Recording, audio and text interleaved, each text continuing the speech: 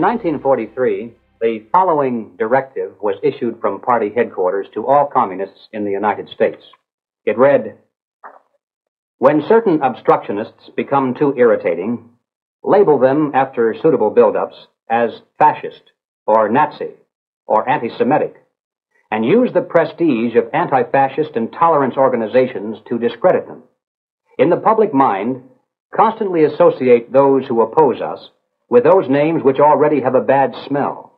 The association will, after enough repetition, become fact in the public mind." Our demo was angry and, anti-racist and militant and so on. It's not just people masking up and having a fight with the fascists, although obviously, I commend that. Masking up and having a fight, although obviously, I commend that. But the softer people will say, I want to have nothing of that. I'm angry, I'm upset at my living standards and so on and so forth, but I'm not going to align myself with the Nazis. So we have to make a division between what I would describe as soft racists and hard racists and Nazis. That's what we did with the Anti-Nazi League in the late 70s. To do that, we need to build a mass movement of people of many political persuasions and often of none, but they're united in seeing this threat. Robert has reminded us of the need for unity of all people, all groups, all organisations in opposing fascism at every turn.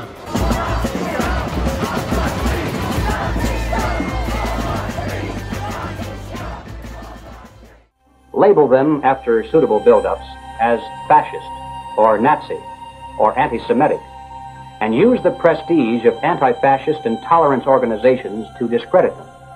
It's been 2 days since Sir Keir Starmer made his ill-fated communist speech where he told the concerned citizens of the United Kingdom that they were far right. It's not just people masking up and having a fight with the fascists, although obviously, I commend that.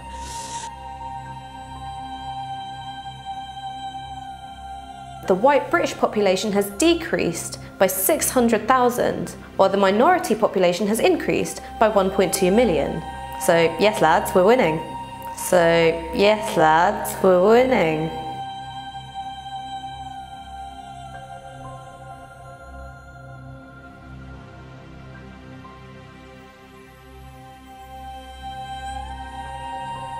And use the prestige of anti-fascist and tolerance organizations to discredit them.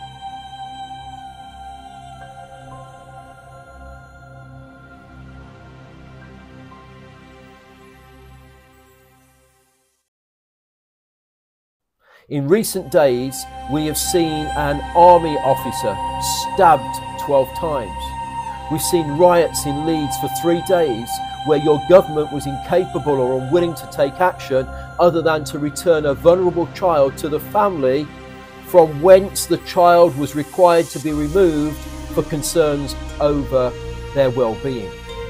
2 thugs violently assaulted 3 armed police officers in an airport, breaking the nose of a female officer, and they've not even been charged. Then riots in Rotherham for the same people who committed the assaults. 3 little girls were murdered. Let me say that again, 3 little girls were murdered at a holiday club. 10 were injured. Sword fights and machete attacks occurred in Southend. Knife murders and knife crime are out of control, but you don't speak about those. You speak about the far right. We've then had 7 months of 600,000 plus people calling for the genocide of Jews. We've watched a 2-tier policing where people can wave a Palestinian flag or a Hamas flag, but wave a British flag and you get arrested. 6 billion has been spent on illegals, and yet you announce that you intend to freeze and starve pensioners. We have the receipts for your hypocrisy. There are people who are fully funded, and their main aim is to divide and drive wedges between people in the United Kingdom who simply have had enough of a government who just won't listen to their concerns.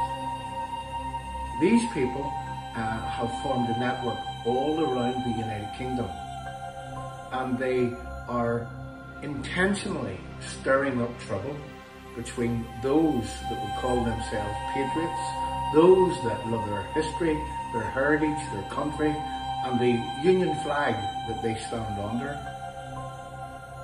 And these people, well, when you look into their backgrounds, what you'll find that there are openly out and proud communists amongst these people. They have formed alliances with Sinn Féin IRA, the people who in Northern Ireland murdered some of our nearest and dearest. They have formed alliances with so-called progressives. And all of these people, the common denominator in which they champion, in which they espouse, is globalization. So let's make it clear. If you are against globalization and all the detriment that globalization brings to your country, then, well, you are fair game for an establishment who wants nothing less than to ensure that everyone within the United Kingdom becomes a world citizen, and the United Kingdom, in essence, becomes no longer. Now the same applies for Ireland, and if you are prepared to accept that, then, well, what chance have we as a people of ever surviving? So I'm going to read from something which protects each and every one of us.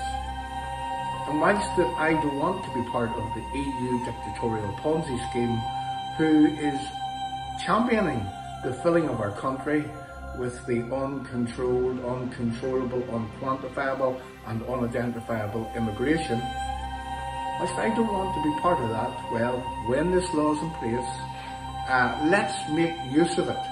Let's make use of it.